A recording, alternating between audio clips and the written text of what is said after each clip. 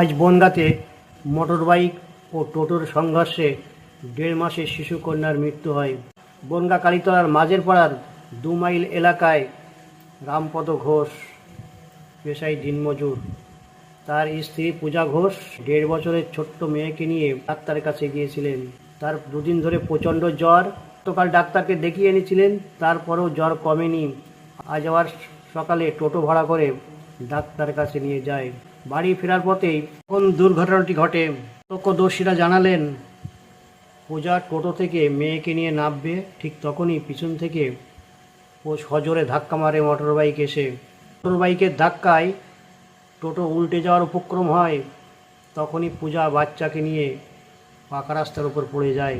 ছোট্ট শিশুটির মাথায় প্রচণ্ড আঘাত লাগে। গুরুতর অসুস্থ অবস্থায় তাকে আবার ডাক্তার কাছে নিয়ে যায়। ডাক্তার তাকে মৃত বলে ঘোষণা করেন।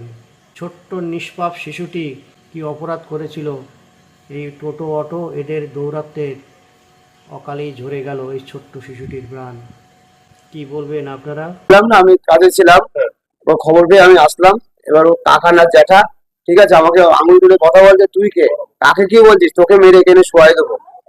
ঠিক আছে, আমারে সবাই ঠেকায় ঠুকাই নিয়ে আমার হসপিটালে পাঠায় যায়। একটুখানি তার হয়তো ওনাদের একটু কিছু হবে, যে কাকা বাচ্চা মানে বাইক হলো কাকা। হ্যাঁ, আমার স্ত্রী পার্কিং থেকে বাপের বাড়ি থেকে বাড়ি বাড়ি যাচ্ছিল।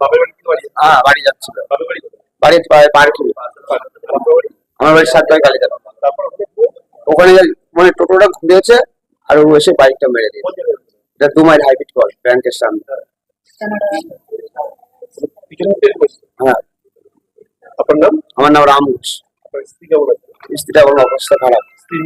পূজা দত্ত তো আমাদের ফোন করে জানালো, তাই আমরাই এসেছি। আমরা তো ওই জায়গায় ছিলামও না।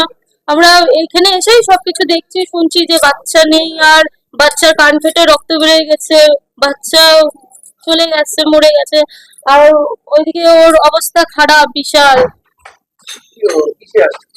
টোটোতে করে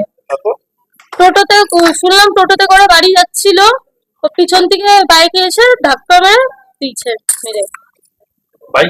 শুনছিলাম বাইক আলার নাকি মদ খেয়েছিল, নেশা করেছিল, নেশা করে ইচ্ছা করে মেরে দিয়েছে। আর ওই বাইক আলাটা অমনি জোরে জোরে বাইক চালায়, রাস্তায় ঘাটে কোনো বাচ্চা কাচ্চা কিছুই দেখে না, অমনি করে। হ্যাঁ, ওই এলাকায় বাড়ি। বাইক আলার নাম কি আমি তো জানি না। আমার নাম হলো মানু। আমার নাম হলো মানু। এবার পিছন থেকে আমি পিছন থেকে গাড়ি এসে হ্যাঁ ধাক্কা মেরে দিয়েছে। তারপরে সেই বাচ্চাটা ওখান থেকে কান ফেটে রক্ত বেরোচ্ছে। ওর মা তুলে করে সবাই মিলে তুলে করে নিয়ে গেছে, বাচ্চাটা মারা গেছে। খাবার পরে তখন বাচ্চাটা মারা গেছে।